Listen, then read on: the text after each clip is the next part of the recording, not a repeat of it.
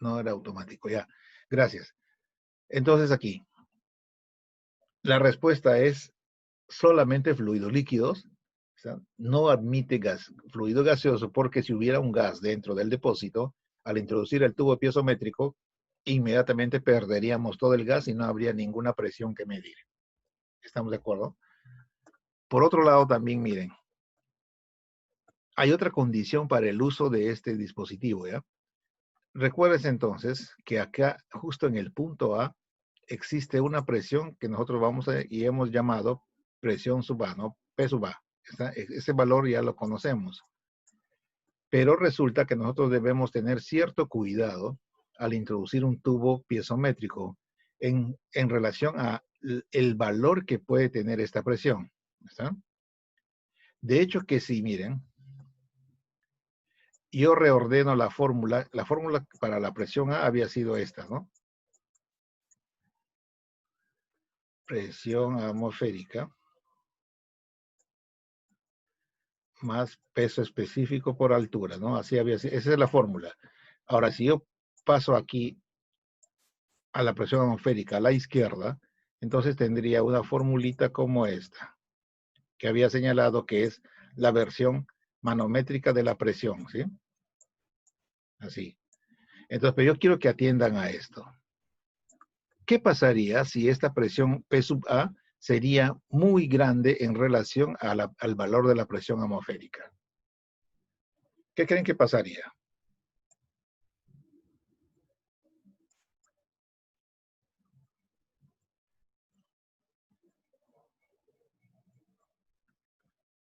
Solamente fíjense en esto que está aquí. Si la presión A fuese muy grande con respecto a la presión atmosférica, ¿qué pasaría con esta cantidad?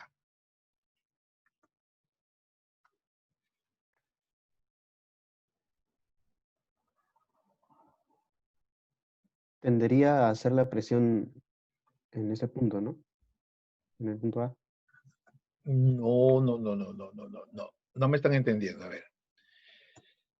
Observen la fórmula. Yo les digo, acá hay una diferencia de presiones. ¿Qué pasaría si este valor de presión P sub A que ustedes están viendo por ahí, ¿está?, es de un valor muy grande con respecto a esta presión atmosférica? ¿Cómo sería la diferencia si esta presión fuese muy grande con respecto a este? Despreciable. Positivo, No, sería... por un Ah, lado bueno, sí. positivo, pero por otro lado sería grande, ¿correcto? Si este valor fuese muy grande con respecto a este, entonces la diferencia, que sería todo esto, sería de un valor grande. En otras palabras, estamos señalando que esta cantidad sería grande. ¿Y qué implica el hecho de que este término sea grande? ¿Con la altura? La altura sería demasiado grande. ¿Estamos de acuerdo? Entonces, ¿cuál es la reflexión aquí? La reflexión es la siguiente, que este dispositivo no se puede poner cuando la presión en A supere ampliamente al valor de la presión atmosférica. ¿Está? Porque de lo contrario necesitaríamos un piezómetro de gran extensión para poder realizar la medición. Entonces, esa es la reflexión, el razonamiento que se hace con respecto al uso de este dispositivo. ¿Se entendió? Sí, profesor. Sí, se entendió. Entonces, miren, otra cosa aquí. En los laboratorios, que generalmente son donde todavía se utilizan estos piezómetros, porque ya en la vida real, prácticamente en la vida práctica real, ya no se usan, ¿no?, porque ya hemos descubierto otras formas de medir con más eficiencia. Entonces, en los laboratorios, este dispositivo es un tubito que solamente tiene máximo 1.5 metros de altura, 1,5 metros, ¿está? Tener piezómetros más largos, 2 metros, 3 metros, harían, por un lado, impráctico su uso, ¿no? Porque a la primera manipulación que un extremo choque en algo, ya se rompió todo el tubo, ¿no? Así que por esa razón solo se limitan a alturas de 1.5 metros más o menos. No es nada práctico tener tubos piezométricos de más tamaño que ese, ¿no? A no ser que estén fijos en algún sitio para medir una presión, ¿no? Pero si es móvil, o sea, trasladable de un lado para otro, entonces no sería conveniente. Así que ya saben, esa es la desventaja de un piezómetro, que solamente sirve para medir presiones ligeramente superiores a la presión atmosférica. Miren que no especificamos qué tanto, ¿eh? Solamente decimos ligeramente superior. La idea es que si esta presión fuese demasiado grande, entonces definitivamente necesitaría un tubo demasiado largo para poder contener toda la altura que ascendería el fluido. Y ahora sí podemos pasar al otro, ¿no? Cuando la presión ya es un poquitito más grande que la atmosférica, entonces tenemos el uso de estos manómetros en forma de U, que también son tubos, dicho sea de paso, ¿no? Tubos manométricos, pero tienen ya la forma de una U. Y otra característica adicional de estos tubos es de que tienen un fluido propio incorporado. Este fluido que están viendo ustedes en color celeste por aquí es un fluido que es propio de nuestro manómetro. Aquí solamente le he puesto fluido manométrico por la sencilla razón de que el fluido es un fluido líquido cualquiera, ¿ya está? Cualquiera. Pero si ustedes que ya han hecho física y química han tomado nota, generalmente, ¿cuál es el fluido manométrico que se utiliza por excelencia? Mercurio. Mercurio, profe. ¿Y por qué mercurio? Por su densidad. Por su densidad o su peso específico, ¿no? Que es el más alto de todos los fluidos líquidos que conocemos. ¿Se acuerdan? Su peso específico relativo es 13,8, ¿no? O 13,6. Entonces casi 14 veces más pesado que el agua. Así que por esa razón el mercurio es el fluido manométrico por excelencia. Pero como les repito, no necesariamente va a ser mercurio, ¿ya? Podría ser cualquier otro fluido, puede ser agua, puede ser un aceite, ¿está? Siempre y cuando, la idea es esta, ¿no? De que este fluido sea más denso, más pesado que el fluido que queremos contener, ¿está? La idea es entonces de utilizar mercurio es porque su peso específico es elevado. Entonces, ante la presión A, que es bastante grande, esta presión va a hacer que el fluido empiece a desplazarse sobre el tubo cuando conectamos el tubo manométrico al depósito. Y va a tratar de desplazar a este líquido. Pero como este líquido es pesado, más pesado que este, entonces básicamente no se va a dejar mover mucho, ¿no? ¿Entienden? Esa es la idea de poner mercurio en ese manómetro. Lo que les decía también en antes era lo siguiente. Si yo tengo un tubo manométrico que está sin conexión, va a tener esta forma, ¿no? Y miren, el fluido manométrico debe tener una forma como este.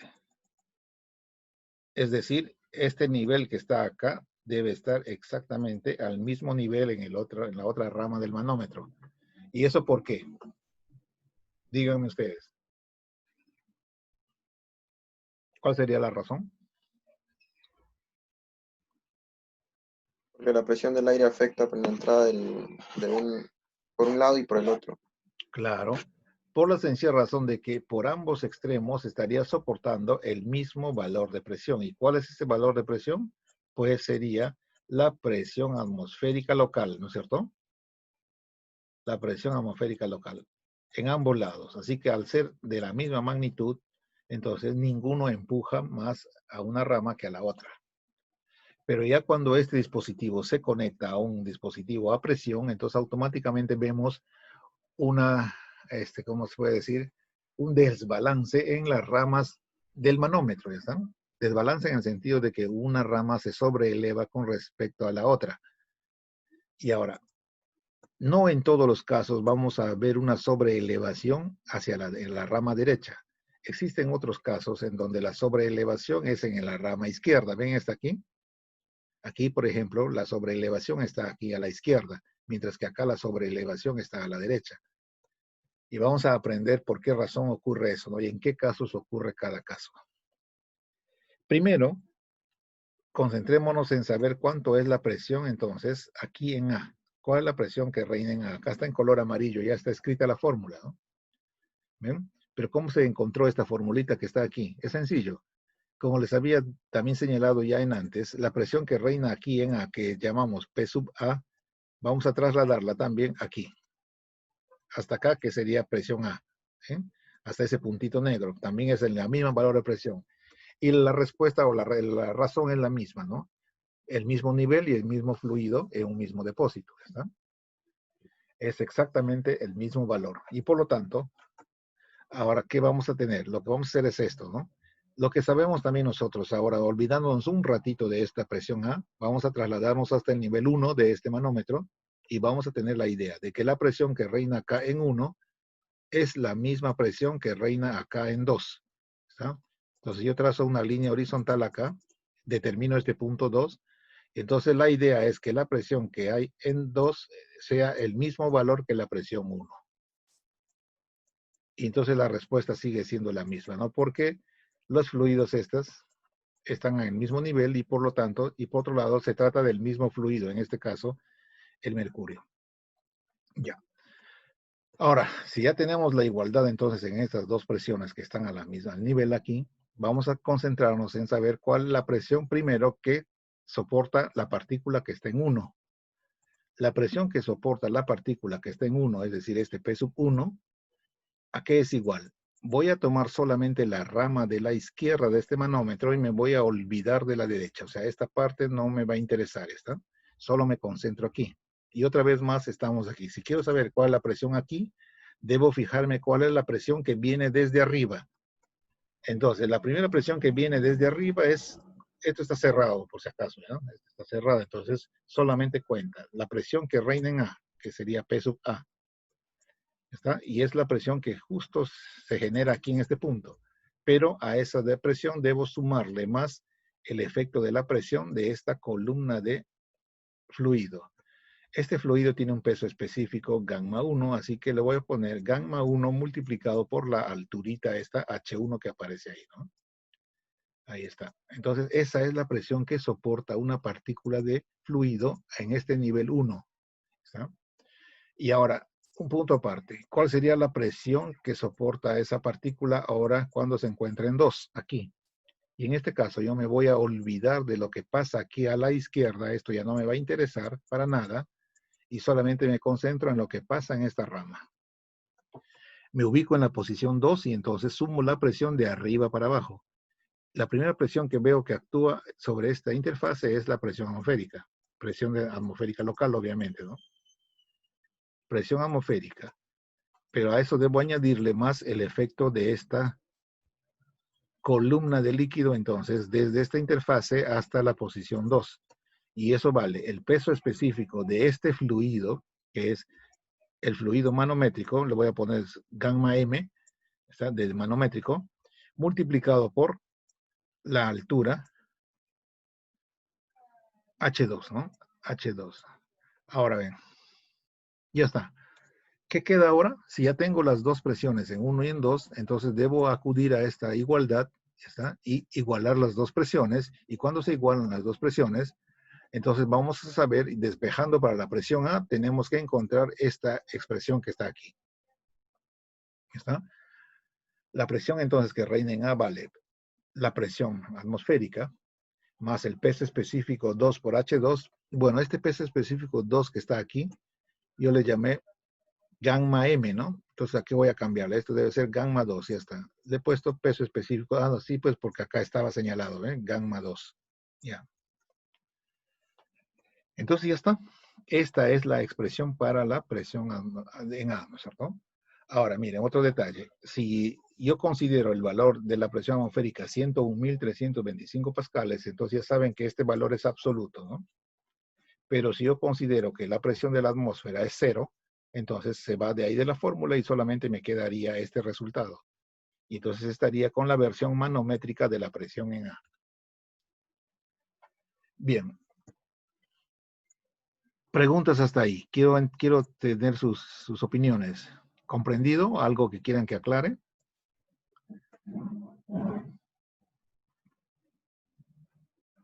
Cuéntenme. No, profe, en ejercicios similares a ese tipo de tubos manométricos en U, también se tiene que hacer así por puntos, ¿no? Si tengo diferentes líquidos. No, en realidad no. Yo te voy a enseñar una forma más sencilla todavía que eso de estar igualando puntos, ¿ya? Y acá entre nos, te digo, eso es una tontería eso de estar igualando niveles. Y en Ya, una profe, sola entiendo. línea de ecuación vas a resolver todo el problema. Ya lo vamos a ver, ¿eh? Pero que quiero que hasta ahí me digan, ¿no? ¿Todo está claro hasta ahí? ¿Sí? A esa parte sí, profe. Y Sí, ya. profesor, esa parte. Bueno, entonces, ahora quiero que se fijen en este detalle que está aquí. Voy a borrar a todas las garabates, ¿eh? Me voy a quedar con la última fórmula. Borro todo y me quedo con esta fórmula otra vez, la última. Esta, la versión manométrica de esa presión. Si ustedes dan cuenta que cuando se ordenan estos parámetros que están aquí y se asocian en un solo término que está entre paréntesis, resulta que el signo que va a resultar de esa diferencia va a ser positiva. ¿Por qué me aventuro a decir que va a ser positiva este signo? Por la sencilla razón esta, ¿no? Miren, el peso específico de este fluido manométrico gamma 2, este fluido, hemos dicho que es mucho más pesado que este fluido que está acá con peso específico gamma 1. ¿Ya está? Entonces, esta cantidad que está aquí, gamma 2 por H2, siempre va a resultar más grande que esta cantidad gamma 1 por H1. Y por esa razón la diferencia va a tener el signo positivo. Entonces, cuando ustedes experimenten que un fluido se desplaza hacia la derecha, en este caso, ¿ya está? Después de insertarse en el depósito, entonces necesariamente la presión en A va a ser una presión manométrica positiva. ¿No? Presión manométrica positiva. Hasta ahí quiero que entiendan eso, no solamente porque cuando uno evalúa el paréntesis, la cantidad resultante es numéricamente positiva. ¿Está? Y ya está. Y ahora, ¿qué significa este resultado? ¿Por qué es positivo? ¿Cuál es la interpretación de que sea positivo? Acá debemos recordar lo siguiente, que esta cantidad que estoy llamando presión A manométrica ha sido el resultado de haber jalado la presión atmosférica hacia la izquierda, ¿no? ¿Sí? O sea, yo les he dicho en forma práctica, haciendo cero a la presión atmosférica, tengo este resultado. Pero en realidad lo correcto matemáticamente es que esto sea así.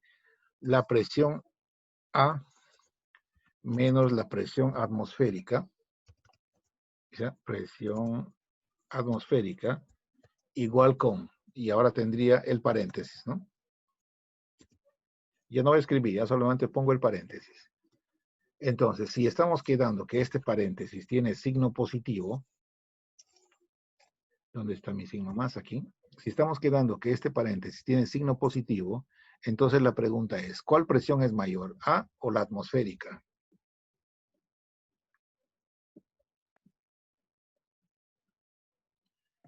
Ah, La La presión en presión A. A, profesor. Obviamente la presión en A tiene que ser más grande que la atmosférica, ¿no? Entonces, es la única posibilidad que yo tenga signo positivo a la derecha.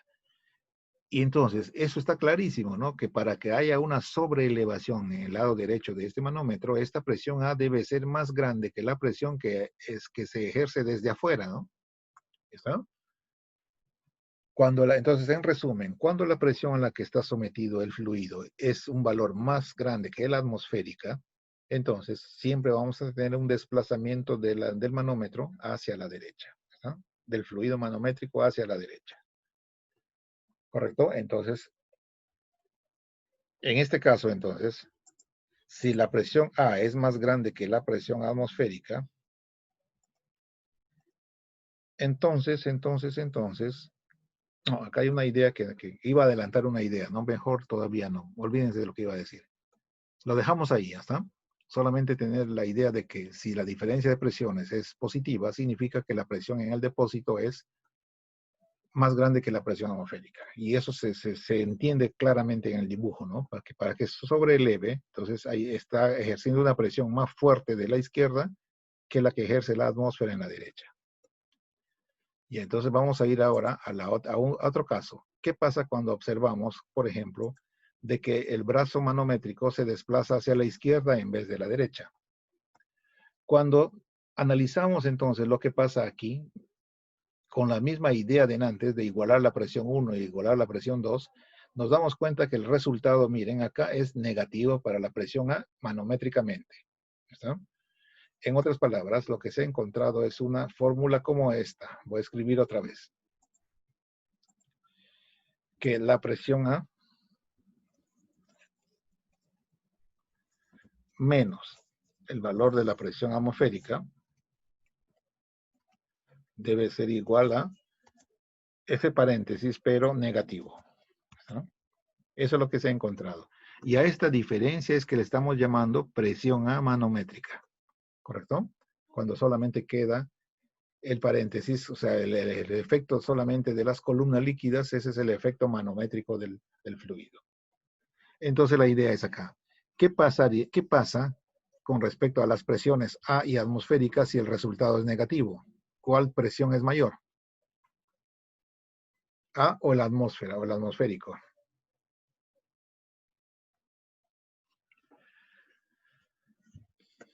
La presión atmosférica, profesor. Es correcto eso, ¿no? Porque la única forma de que esta diferencia me dé negativo es de que la presión de la atmósfera sea más grande que la presión de A.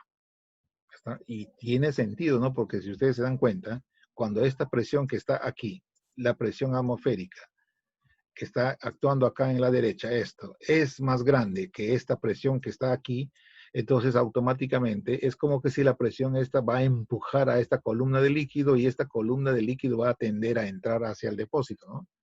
Esa es la idea, ¿no? Entonces, ya conocemos estos detalles, ¿ya está? Que cuando las presiones manométricas me salen positivos es porque la presión atmosférica es más grande que la presión que estoy queriendo medir. Y si la presión más bien manométrica es negativa, significa que la presión entonces de la atmósfera es más grande que la presión que yo quiero medir. Ya. Ahora bien, cuando esto ocurre también, miren, cuando esta situación ocurre, cuando la presión A, voy a agarrar otra vez mi texto, cuando la presión A es menor que la presión atmosférica, entonces, atmosférica, ahí está. En este caso, entonces, no tengo el signo entonces, creo que sí, voy a ponerlo acá, ahí está. Entonces, el valor de la presión A también se dice que es de vacío. ¿Ya está? Otro detalle que ustedes deben conocer. Hemos quedado aquí que la presión atmosférica va a ser más grande que la presión en A. Eso significa que la presión A es más pequeña que la atmosférica, ¿no? O sea, cambiando el orden de las ideas. Cuando la presión A tiene un valor inferior al valor de la atmósfera, se dice que esa presión A también es de vacío. ¿Ya está? Y en este caso, este medidor que ustedes ven por acá se está comportando como un vacuómetro. De ahí viene este nombre que ven ustedes acá, ¿no? Vacuómetro, ¿ven? Manómetro en un vacuómetro. ¿Está? Cada vez entonces que un dispositivo mida presión manométrica negativa, entonces el dispositivo, aparte de llamarse manómetro, también inmediatamente se le asigna el carácter de vacuómetro. Vacuo viene de vacío, ¿está? Medición de vacío, medidor de vacío. Es una característica que ustedes deben ir acuñando desde ahora, ¿no? Una presión manométrica negativa es una presión de vacío. Ahora, si lo tratamos en forma absoluta, si la presión absoluta de A es más pequeña que la presión atmosférica, entonces esa presión A también se llama de vacío. O sea, el término es el mismo, ya sea que la presión sea absoluta o negativa, o manométrica.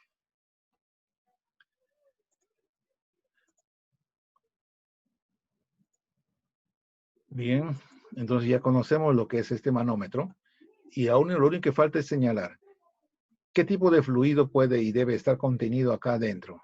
Líquido, gas o cualquiera. Gas. Gas. ¿Por qué no líquido? Bueno, si tenemos en cuenta que un líquido no se puede comprimir, entonces el fluido manométrico nunca entraría. ¿Te refieres a esto? Sí, al vacuómetro. No, a ver, atención.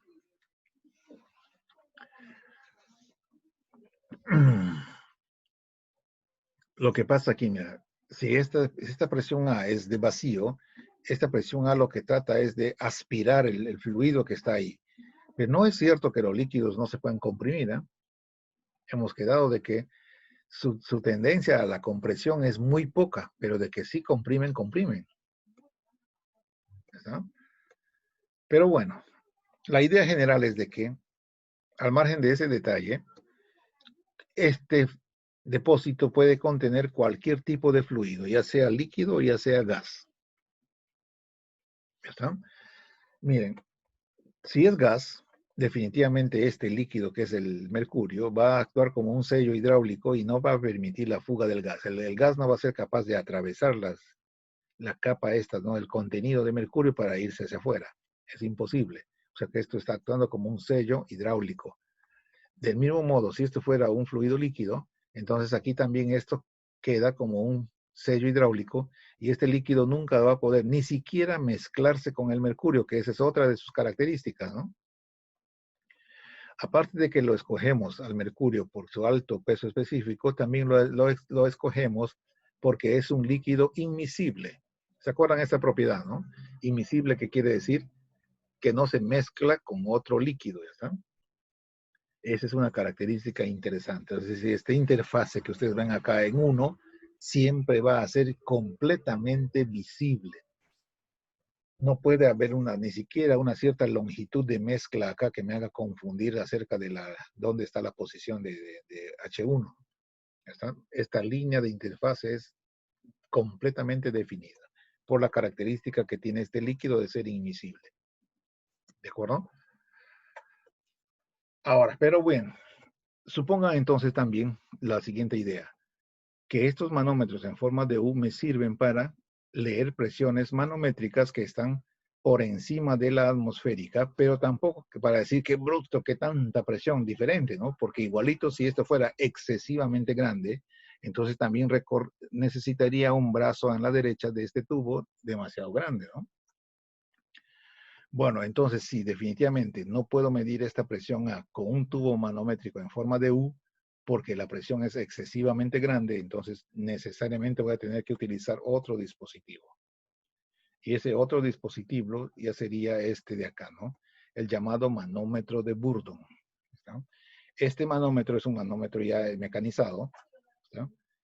Que utiliza entonces la técnica esta de acá, que dice que técnica de medir la presión es midiendo deformaciones de un material sólido, una membrana o un tubo o una placa que luego se convierte en una lectura mecánica o una señal eléctrica. En este caso vamos a usar la deformación que sufre un tubito, ¿ya está? Y que esa deformación luego se va a convertir en una lectura mecánica. Y eso es lo que hace un manómetro llamado de Bourdon. ¿Por qué razón? Miren, la vista externa del medidor es así como ustedes ven, como si fuera un reloj, ¿no? Pero la vista al interior, ¿qué hay al interior? Es una cosa sorprendente. Miren, dentro de este dispositivo que parece un reloj, dentro de la carcasa, vamos a encontrar este tubo que ustedes ven por acá en forma de una C, que está hecho de una membrana flexible. Esta es como un saquito, o ya sé, como esos globos que usan los payasos para hacer sus animaciones, ¿sí? Que infla un globo largo, ¿está? Pero ese globo es aplanado, de tal modo que su sección es así como ven acá, sección A, ¿ve? Una sección aplanada, ¿está? Para este saquito, eh, para este tubo piezométrico. ¿Y cuál es la idea? El extremo, entonces, el terminal de ese saquito está unido a través de unos eslabones, ¿está? A un mecanismo tipo engranaje que van a accionar a una aguja, a esta aguja que ustedes ven por aquí. Y la idea es así. Cuando este dispositivo está sin conectar a ningún tipo de balón, a ningún tipo de dispositivo, es decir, cuando está abierto, entonces automáticamente hay un ingreso del aire atmosférico que rellena todo este saco. Y esa presión atmosférica no es capaz de deformar a esta membranita, ¿ya? Lo mantiene en forma de C perfecta que ustedes ven por ahí. ¿Correcto? En ese momento, cuando la membrana está ahí llena de aire atmosférico, ¿ya está? la aguja se calibra para que marque este valor 0 que ustedes ven por aquí. Entonces aquí debe estar marcando el valor 0. ¿Correcto? Eso significa que está igualando al valor de la presión atmosférica, lo está igualando a 0. Entonces, la lectura que yo obtenga de este dispositivo tiene que ser una lectura manométrica. ¿Se acuerdan, no? Que cuando hacemos presión atmosférica 0, el resultado es una presión manométrica. Entonces, es una presión que llamamos manométrica. Muy bien. Y ahora, cuando ahora este dispositivo se conecta a un depósito que contiene un fluido a presión, automáticamente ese fluido otra vez va a venir y va a rellenar este saco, como lo hacía con un tubo piezométrico o un tubo en uno. Es decir, la presión hace que el fluido empiece a llenar el saco y al llenarlo, inmediatamente va a deformar a este elemento.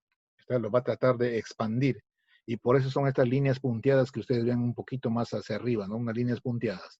Cuando ya se conectó, esta membrana o este saquito se deforma y al deformar va a jalar la aguja a este eslabón, lo jala y esta a su vez va a hacer que la aguja cambie a otra posición, ¿no?